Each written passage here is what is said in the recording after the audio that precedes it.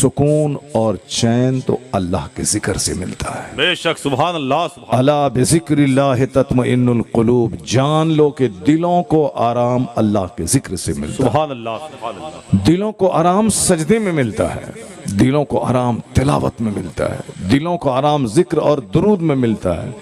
लोग माल में सुकून तलाश कर रहे हैं, लोग गाड़ियों में सुकून तलाश कर रहे हैं, लोग मकान में सुकून तलाश कर रहे हैं। अल्लाह ने मकान दे दिया, सुकून छीन लिया। गाड़ी के लिए अजमेर शरीफ मारे मारे हर महीने की छठी शरीफ को दौड़ के जा रहे हैं कि बाबा गाड़ी चाहिए। तो अल्लाह ने गरीब नवाज की दुआ कबूल की और उस बंदे को गाड़ी दे दिया। वो फॉर्चूनर उड़ा रहा है, उसको तो खूब मस्त रहना चाहिए, लेकिन अब वो जहर खाने की तैयारी कर रहा है। कारोबार ठप हो गया, गाड़ी है मगर अब हर महीने किस्त देना है 1 लाख रुपए महाना, 50 लाख की गाड़ी खरीद लिया। अब कारोबार डाउनफॉल हुआ, अब वो क्या करेगा? जहर खाने के लिए उसके पास पैसे नहीं है। अब वो परेशान हो गया, गाड़ी की भीख मांगी थी अजमेर जाकर, गाड़ी अल्लाह ने दे दिया। तो जो चीज़ है सुकून, अल्लाह ने उसको छीन लिया। पहले लोग ईद के दिन कपड़ा धोते थे, सुखाते थे, प्रेस करके ईदगाह जाते थे, लेकिन आज 10-10 जोड़े चप्पल मौजूद है। साहब ये पहने कि वो पहने, कपड़ा पहनने में अब सिलेक्शन करने में टाइम लग रहा है कि ये जोड़ा पहन के जाएं ईदगाह, कि वो पहन के जाएं, ये पहने कि वो पहने। इतने कपड़े लोगों के पास हो गए, लेकिन चेहरे पे एक गुस्सा है। ईदगाह से वापस आने के बाद भी मोहब्बतें नहीं है, गले गले मिलने के बाद भी दिल भूख से खाली नहीं है। बेशक, अल्लाह ने मकान दे दिया, सुकून छीन लिया। अल्लाह ने गाड़ियां दे दी, सुकून छीन लिया। अल्लाह ने तरह तरह के कपड़े दे दिए, सुकून छीन लिया।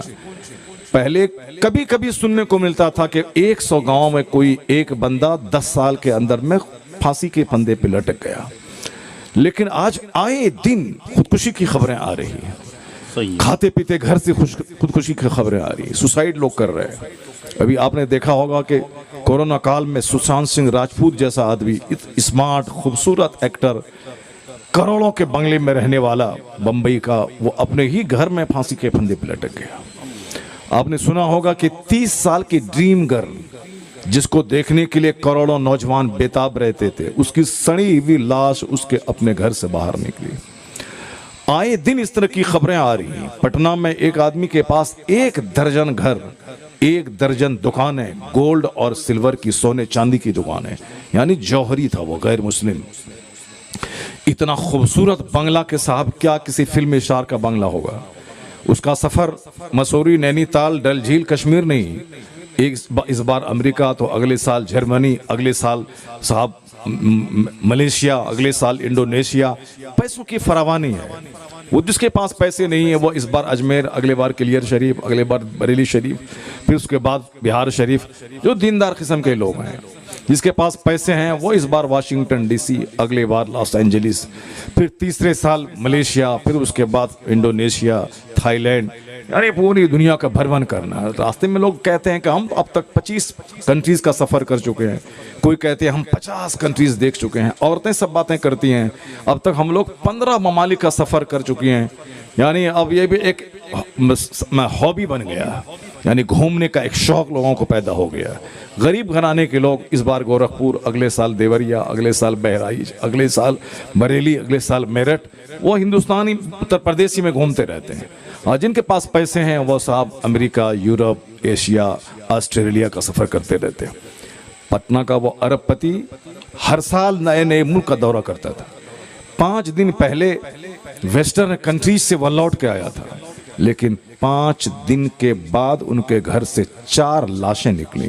अल्लाह अल्लाह अल्लाह। जो अरबपति था वो अपनी खूबसूरत बीवी को शूट कर दिया, अपना खूबसूरत बेटा उसको गोली मार दिया, अपनी खूबसूरत बेटी 12 साल की उसको गोली मार दिया, आखिर में खुद गोली मार के सो गया। पूरा घर खून से भर गया। सुबह के 10 बजे जब घर नहीं खुला तब दरबान ने उनके दूसरे मोहल्ले के दूसरे भाई को फ़ोन किया, सोचा ज़रूर कुछ अंदर हुआ है। उनके भाई आए, दरवाज़ा खटखटाया, नहीं खुला, पुलिस वाले को साथ लाया, दरवाज़ा तोड़ा गया तो देखा कि पूरा घर खून से भरा है और चारों लाश पड़ी हुई है। एक रिक्शा चलाने वाला घर जहर खा के बता, बैठ के गौर से सुनो वरना सारी जिंदगी नाचते रहोगे। और शहर दर शहर 2 पैसे कमाओगे, न जी भर के सजदा करोगे, न जी भर के तिलावत करोगे, और इसी तरह मर जाओगे। क़यामत के दिन एक एक सजदा के लिए तरसोगे। वहाँ ये घूमना, ये फिरना, ये इंजॉय करना, ये मेला देखना, ये पैसा कमाना, ये गाड़ी खरीदना, वहाँ रोगे, खून के आंसू रोगे कि काश हम 1 घंटा जलसे में बैठकर अल्लाह का जिक्र सुन लेते। सुभान अल्लाह। वहाँ खून के आंसू रोगे, और ये आंखों के सामने सारी दुनिया का तमाशा देख रहे हो।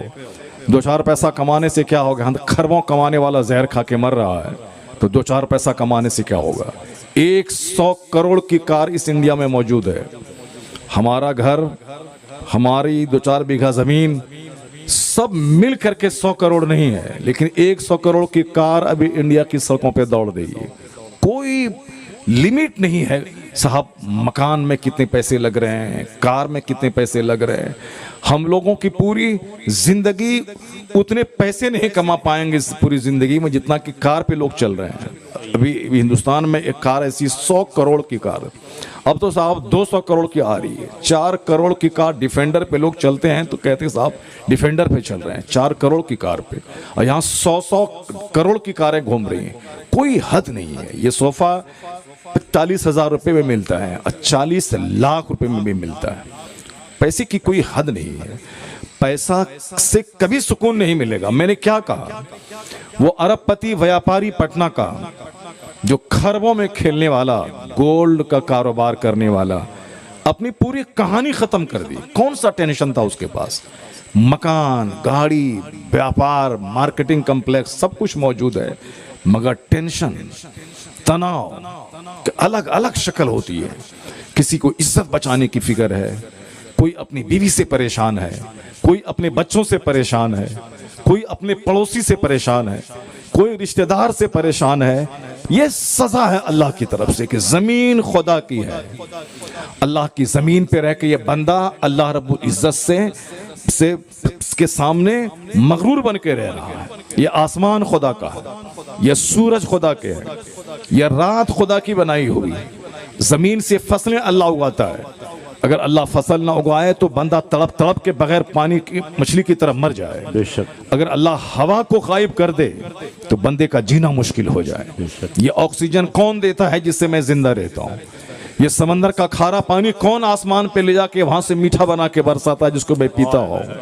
वो कौन है जो माँ के पेट में एक पानी के कतरे में नाक नक्शा बनाकर माँ का माहवारी खून रोक कर मेरी ग़िज़ा का इंतजाम करके फिर माँ के शिकम से एक अजूबा इंसान बना के मुझको पैदा करता है?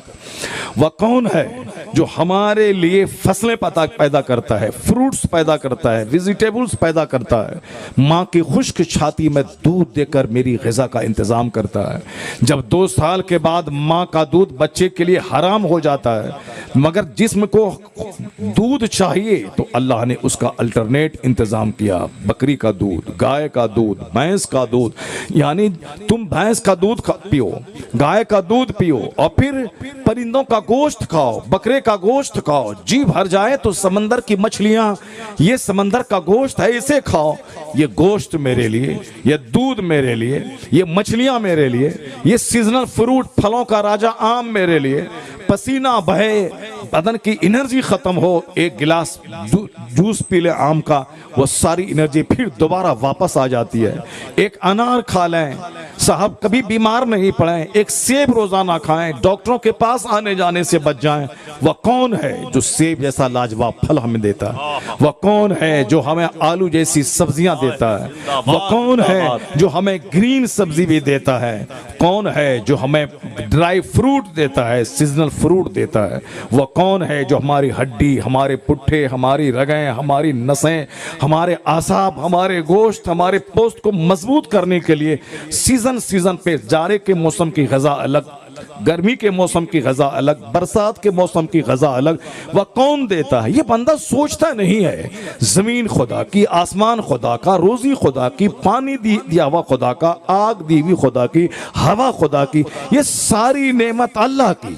और बंदा सारा काम सिर्फ शैतान की मर्जी के मुताबिक करता है। वह काम जो रहमान को नापसंद हो, वह काम जो अल्लाह के महबूब को नापसंद हो, वह काम जो खुदा के अजाब को भड़का दे, वह काम जो अल्लाह के कहर गजब को दावत दे, तो अल्लाह की जमीन पे जिना, अल्लाह की जमीन पे शराब, अल्लाह की जमीन पे धोखा, अल्लाह की जमीन पे सूद खोरी का सिस्टम, अल्लाह की जमीन पे नफरतों का बाजार गरम, तो अल्लाह क्या करेगा? आसमान से रहमतों की बारिश बरसाएगा, जमीन से सुकून और चैन की फसलें पैदा करेगा। जब जमीन खुदा की, आसमान खुदा का और काम होगा शैतान की मर्जी के मुताबिक, तो अल्लाह जहन्नम की आग में तो मरने के बाद जलाएगा। उसकी एक झलक इस दुनिया में दे रहा है कि अल्लाह सुकून को छीन लिया, चैन को छीन लिया और फिर पीस को छीन लिया, ताकि बंदे को पता चले कि हमने दौलत मांगी थी, सुकून कहां मांगा था, हमने गाड़ी मांगी थी, सुकून कहां मांगा था, हमने तो महल मांगा था, सुकून कहां मांगा था। सुकून जिसने मांगा था तो हमने उसे झोपड़ी में सुकून दिया, हमने उसे दरिया के किनारे सुकून दिया, हमने नमक रोटी में सुकून दिया। सुकून तो मोइनुद्दीन अजमेरी का बाप मांगा था, तो हमने उसे झोपड़ी में वो सुकून दिया कि बड़े बड़े बादशाह उस झोपड़ी की मिट्टी को अपनी आंखों का सुरमा बना दे। सुभान अल्लाह। हमने तो सुकून मोइनुद्दीन अजमेरी ने मांगा था, हमने उसे वो सुकून दिया कि जब तक वह जमीन के ऊपर रहा लोग उनका पांव चूमते रहे। और आज जमीन के अंदर 800 बरस से है लोग उनकी कब्र की मिट्टी को बोसा दे रहे हैं। पता चला कि हमने दौलतें मांगी थी, दौलत मिल गई, सुकून अल्लाह ने छीन लिया। और अगर सुकून अगर मांगते तो हम तिलावत करते, हम जिक्र करते, हम दुरूद पढ़ते, अल्लाह का जिक्र करते, मदरसों मस्जिदों खानकाहों को आबाद करते। सुकून महल में नहीं मिलता, फकीरों की मजलिस में बैठने से अल्लाह सुकून अता फरमा देता। बेशक नारे तकबीर, नारे रिसालत, इस्लाहे मुआशरा कॉन्फ्रेंस। हे मेरी कौम, गैर मुस्लिम क्या करता है उसको मत देखो। गैर मुस्लिम को मरने के बाद जन्नत की तमन्ना नहीं होती है। गैर मुस्लिम को मरने के बाद उसको जहन्नम की आग से बचने की ख्वाहिश नहीं होती है। बस यहीं खाओ पियो, इंजॉय करो, मौज मस्ती करो, मर जाओ। बस एक अकीदा उसका है कि मरने के बाद फिर दूसरे जन्म में आदमी जो अभी अच्छा करेगा वो मरने के बाद वो अच्छी शक्ल में पैदा होगा, अगर बुरा करेगा तो फिर वह जानवर गीदड़ खटिया की शक्ल में पैदा होगा। ये उसका अकीदा है ट्रांसफॉर्मेशन का। अकीदा कोई भी आदमी किस तरह का बना सकता है, मगर वो सच्चाई नहीं है। सच्चाई यही है कि इस दुनिया के बाद फिर दोबारा बंदा यहाँ पैदा नहीं होगा। इस दुनिया के बाद वो दुनिया का आगाज है जिसका कोई यौम इख्तिताम नहीं है, जहाँ सिर्फ बदला है, जहाँ अमल नहीं है। आज काम है, कल सिर्फ हिसाब होगा और बदला होगा। कल कोई वर्क नहीं, आज वर्क है और कल जजमेंट सुनाया जाएगा। और फिर यही कायनात का सिस्टम यही बताता है कि ऐसा ही होना चाहिए और ऐसा ही है। ये दुनिया काम की दुनिया, ये दुनिया इम्तिहान गाह है। ये दुनिया की सारी चीज़ें अल्लाह ने देख करके हमें आजमाइश में डाल दिया है और इसी के काम पे जन्नत का इन्हिसार है और इसी दुनिया के काम पे जहन्नम का इन्हिसार है। जैसा आप यहाँ काम करेंगे मरने के बाद वैसा ही आपको इनाम मिलेगा। जिस तरह से आप जिएंगे, ये जीना आने वाली आग को दावत दे रहे हैं या फिर आने वाले बाग में जाने की आप तैयारी कर रहे हैं, इसी दुनिया पे डिपेंड करता है। ये दुनिया मज़रअतुल आखिरा है, ये दुनिया आखिरत की खेती है। ये इस्लामी अकीदा है, इस्लाम सिखाता है। कुरान शरीफ में 114 सूरतें हैं, हर सूरत में सिर्फ आखिरत की बात है। दुनिया की बातें कम हैं, सिर्फ आखिरत की बात है। सूरह फातिहा मालिक यौमिद्दीन, यानी रोज़े जज़ा का मालिक, owner of the day of judgement, यानी वो दिन जिस दिन फैसला होगा, इंसाफ होगा, पाई पाई का हिसाब होगा। सूरह जिलजाल पढ़ें, सिर्फ आखिरत की बात। इज़ा ज़ुलज़िलतिल अर्दु ज़िलज़ालहा व अख़रजतिल अर्दु अस्क़ालहा व क़ालल इंसानु मा लहा, जिस दिन ज़मीन हिला दी जाएगी, ज़मीन अपने बोझ को निकाल के फेंक देगी। जिस दिन यह ज़मीन अपनी खबरें बताएंगी कि इसकी पीठ पे बैठकर चंद लोगों ने अल्लाह का जिक्र सुना, इस जमीन की पीठ पर बैठ के सजदा किया, या इस जमीन की पीठ पर बैठ के गीबत की मजलिस सजाई, या इस जमीन की पीठ पर जिना किया, शराब पिया, सूद के कारोबार कागज में लिखे गए, ये जमीन गवाही देगी सीसी कैमरा की तरह। इस जमीन को अल्लाह ने बनाया है इस तरह कि यौम अज़ीन तुहद्दिसु अखबारहा, जिस दिन ये जमीन अपनी खबरें बताएंगे। इसलिए अल्लाह वाले इस जमीन को सजदों से भरते हैं। कोई अल्लाह वाले हैं जो 10-10 हजार मस्जिदों में उन्होंने सजदा किया है, ताकि मस्जिदें गवाह रहे। वो जंगल जाते हैं, वो जंगल में सजदा करते हैं ताकि वो जंगल गवाह रहे। पेड़ पौधे को पकड़ के कलमा पढ़ते हैं, कलमा शहादत कि मैं गवाही देता हूं कि सिवाय खुदा की कोई माबूद नहीं, और मैं गवाही देता हूं कि मोहम्मद अरबी अलैहिस्सलाम अल्लाह के बंदे और उसके रसूल है। ये दरख्त पकड़ के कहते हैं ताकि दरख्त क़यामत के दिन गवाही दे। वह जमीन पे सजदा करते हैं ताकि जमीन गवाही दे। ये बताइए कि इसके बरक्स जो जमीन पर बैठकर गाने सुने हों, जो 2-4 घंटे तक रील देखे हों, उस रील में घिनौनी तस्वीरें देखे हों, जो रात के सन्नाटे में बैठकर यहां अल्लाह का जिक्र हो रहा है, और चंद छोकरे लुच्चे लफंगे जो दिन भर मोबाइल चलाए हैं फिर भी पेट नहीं भरा है उसका, और वह मोबाइल लेके बैठ करके उस कोने में जाकर रील देख रहे हैं। यहां कुरान बयान किया जा रहा है, हदीस बयान हो रही है, और वो वहां जाके रील देख रहा है। ये वो दिमाग है जो खराब हो चुका है, जिसके बारे में हुजूर ने कहा था 1400 साल पहले, आखिर जमाने में लोगों की अक्लें छीन ली जाएंगी, लोग पागल दीवाना हो जाएंगे। दीवाना ही तो है, रोजाना बदबख्त सोता था और आज जलसे के नाम पे जाकर तकदीर जगाने का वक्त आया है। ये मोबाइल लेके उस कोने में बैठा हुआ है, ये मोबाइल लेके बाजार में घूम रहा है, 1 लाख का मोबाइल लेके ये घूम रहा है। अमेरिका के लोग 10-10 लाख का मोबाइल लेके उस मोबाइल से वर्क करते हैं। इसी हिंदुस्तान में 22 साल का लड़का अभी 1 महीना पहले वो डीएम बन गया इसी मोबाइल का इस्तेमाल करके। जब उनसे पूछा गया कि तुम 22 साल में, यहां तो 38 साल की उम्र में लोग डीएम नहीं बन पाते हैं, और साहब 10-10 बार 5-5 बार आईएएस एग्जाम देते हैं फिर भी नहीं निकाल पाते हैं, और तुम 22 साल की इस नन्ही सी उम्र में फर्स्ट अटेम्प्ट में, पहली कोशिश में ये आईएएस ऑफिसर बन गया, आईएएस निकालने में कामयाब हो गया। उनकी मां ने कहा था कि मेरा बेटा होली और दिवाली नहीं जानता था, सारा समाज होली मनाता था, मेरा बच्चा किताब पढ़ता था। समाज के सारे लोग दीपावली में पटाखा छोड़ते थे, मगर मेरा बेटा इसी सीढ़ी पर बैठकर किताब पढ़ता था। जाहिर सी बात है, जो किताब का सच्चा आशिक और प्रेमी हो जाए और होली और दिवाली को नहीं जाने, वही बच्चा 22 साल की उम्र में अब डीएम बन गया पूरे हिंदुस्तान का। ये कोई ख्वाब नहीं है, इमेजिनेटिव बात नहीं है, कोई काल्पनिक बात नहीं, मगर रियल बात। कल मैं उसी कानपुर शहर में था, मैंने कहा तुम्हारे शहर का एक गैर मुस्लिम लड़का अगर वह 22 साल में डीएम बन सकता है, जब वह होली दिवाली सबको छोड़ दे, हमारे बच्चे आशिक बन गए हैं, हमारे बच्चे साहब वो गली कूचे के आशिक बन गए। वो साहब पढ़ने गए थे, वहां से किसी लड़की को ले आया, वो लड़की का आशिक बन गया।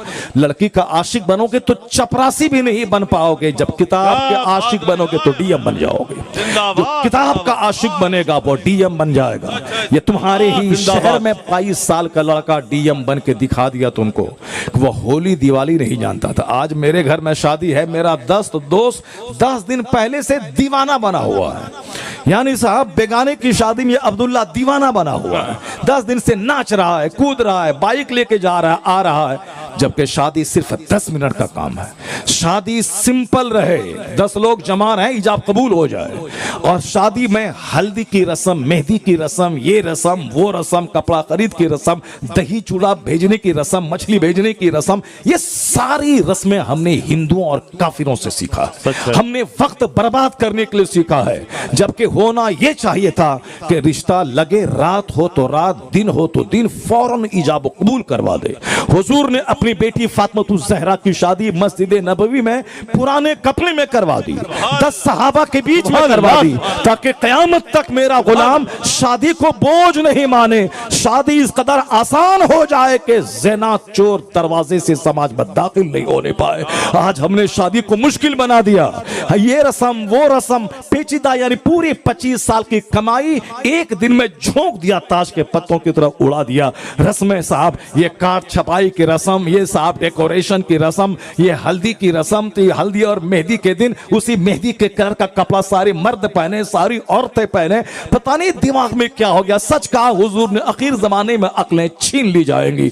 जिसको पागल होना है, दीवाना होना है, वो इसी तरह वक्त बर्बाद करता है, और जिसको जन्नत जाना है वो एक एक मिनट को कीमती समझता है। इस दुनिया में जिसको कामयाब होना है वह वक्त की कदर करेगा, और जिसे जन्नत जाना है वह वक्त की कदर करेगा। 5 बजे अगर फजर का टाइम खत्म होता है तो 5 बजे फजर की नमाज नहीं होगी।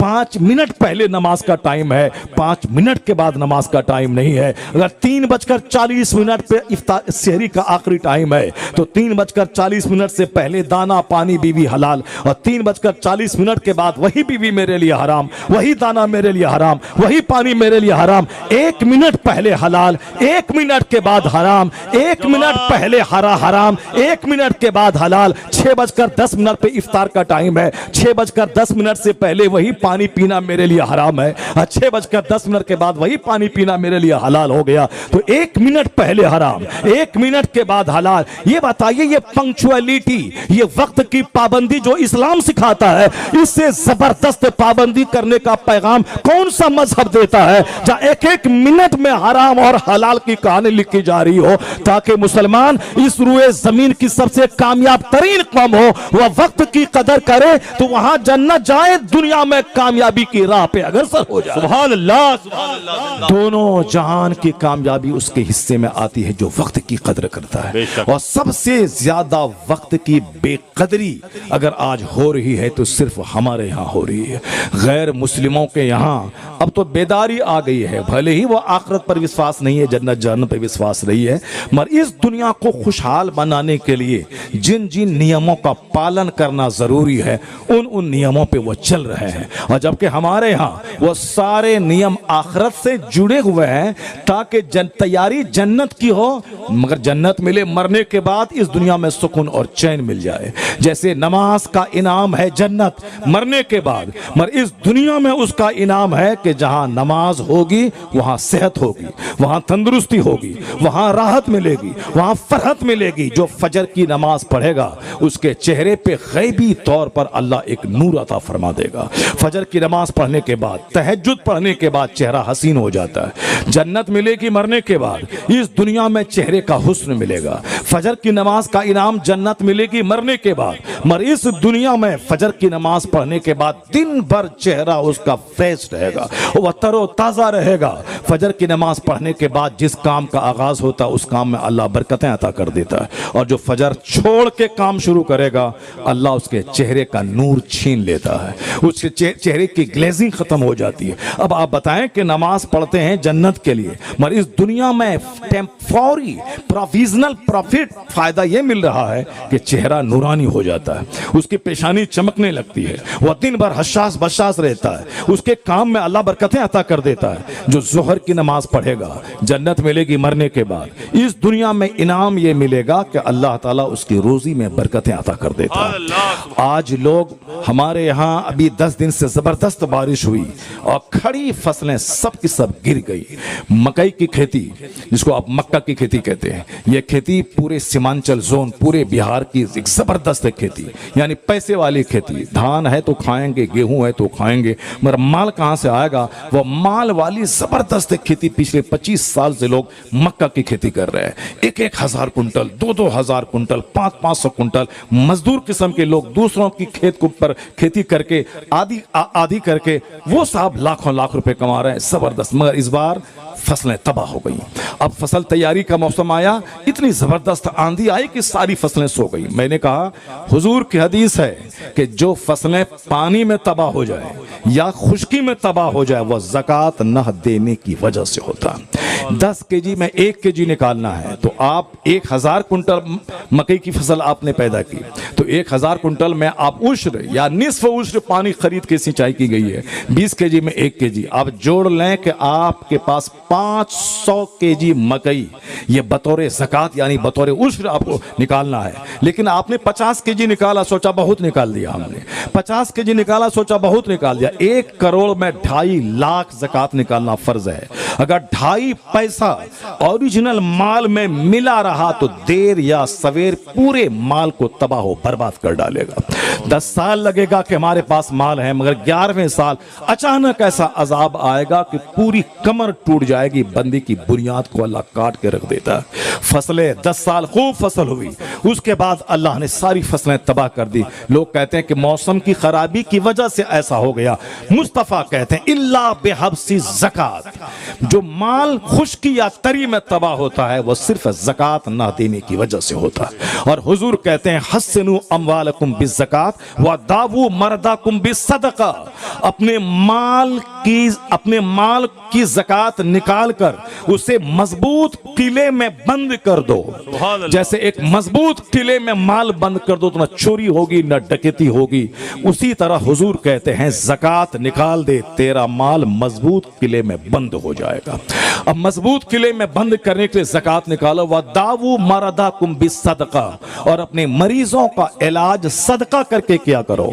आज लाखों लाख करोड़ों करोड़ रुपए इलाज के पीछे लोग खर्च कर रहे हैं। हुजूर ने क्या कहा? अपने बीमारों का इलाज सदका करके शुरू किया करो। सदका करने से अल्लाह का गजब ठंडा होता है। सदका करने से जिस बीमारी में 10,000 रुपए खर्च होते हैं वो 10 रुपए की दवाई से वो बीमारी अच्छी हो जाएगी। बीमारी का इलाज सदका करके करो, भले ही मेरी समझ में आए ना आए, मगर दुनिया वालों की समझ में बात अच्छी तरह आ रही है। अमेरिका का एक बहुत बड़ा बिलियनियर यानी खरबपति साहब, खरबपति बहुत बड़ा, the first richest man of America, America का पहला सबसे बड़ा मालदार आदमी जॉन डी रॉकफेलर, जिसकी खबरें हिंदुस्तान के अखबारात में आई। जॉन डी रॉकफेलर 50 साल की उम्र में उसको खतरनाक कैंसर हुआ, वह मरने के करीब पहुंच गया। जब देखा कि अब मैं मर ही जाऊंगा, उन्होंने अपनी दौलत के हिस्से किए। कहा कि मेरी दौलत का 1/3 पार्ट सिर्फ मेडिकल डिपार्ट के लिए मैंने इसको डोनेट कर दिया। हॉस्पिटल कायम करना, मेडिकल टीम की तनख्वाह देना, उसको बैठ करके रिसर्च करना, नई नई बीमारियों का इलाज दरियाफ्त करना, उस पर मेरी इस फैक्ट्री का पैसा उस पर खर्च होगा। और एक पैसा स्कूल कॉलेज जहां गरीबों के बच्चे नहीं पढ़ पाए, महंगी तालीम नहीं हासिल कर सकें, उसके लिए ये फ्री स्कूल फ्री कॉलेज मेरी फैक्ट्री के पैसे से स्कूल चलेगा, उसमें गरीबों के बच्चे फ्री तालीम हासिल करेंगे। अब मरना ही है तो उन्होंने सोचा कि कुछ काम करके मर जाऊं। अपने पैसे का एक हिस्सा मेडिकल टीम की रिसर्च के लिए दे दिया, एक हिस्सा स्कूल कॉलेज के लिए दे दिया, उसके बाद जो बचा वो अपने बाल बच्चों के लिए, यानी पूरी दौलत को यतीमों, मिस्कीनों, फकीरों, मोहताजों, माजूरों, बीमारों के लिए उन्होंने डोनेट करना शुरू किया। 2-4 महीने के बाद ऐसा लगा कि पेट का खतरनाक कैंसर उसका आसान हो रहा है और वह मर्ज दूर हो रहा है, अपने आप को हल्का फुल्का स्वस्थ महसूस कर रहा है। डॉक्टर के पास 2-4 बार टेस्ट करवाया, डॉक्टर ने कहा कि वो कैंसर खत्म हो चुका है, वो कैंसर खत्म हो चुका है। उसके जो शख्स मरने वाला था वो शख्स जिंदा कब तक रहा? 98 ईयर्स, 98 साल की उम्र तक जिंदा रहा। और 50 साल में मरने वाला था। उसने दुनिया वालों से क्या कहा? इलाज के बहुत सारी तरीके हैं, होम्योपैथिक, एलोपैथिक, यूनानी जड़ी बूटी, इलाज के बहुत सारे तरीके हैं। उन तरीकों में से एक जबरदस्त तरीका चैरिटी यानी सदका करना है। सदका करना एक जबरदस्त तरीका है। वो कहते हैं कि मैं एक एग्जाम्पल हूं कि मैंने जब से सदका करना शुरू किया चैरिटी, तब से कैंसर जैसी खतरनाक बीमारी मेरी दूर हो गई। तो दुनिया वाले कहते हैं कि चैरिटी, सदका कैंसर और खतरनाक बीमारी का इलाज है। तो जहां नजर जॉन डी रॉकफेलर की आज गई है, जहां नजर अमेरिका के वैज्ञानिकों की आज गई है, वहां नजर मुस्तफा की 1500 साल पहले गई है कि हुजूर ने फरमाया दावू मरदाकुम बिसदका, अपने मरीजों का इलाज सदका करके क्या करो। इसलिए आला हजरत की माने कोई थिंकर बड़ा नहीं, कोई रिसर्चर बड़ा नहीं, कोई बहुत बड़ा प्रोफेसर बड़ा नहीं, कोई डॉक्टर बड़ा नहीं, सबसे आला व औला हमारा नबी, सबसे बाला व वाला हमारा नबी, सारे ऊंचों में ऊंचा समझिए जिसे है, उस ऊंचे से ऊंचा हमारा नबी।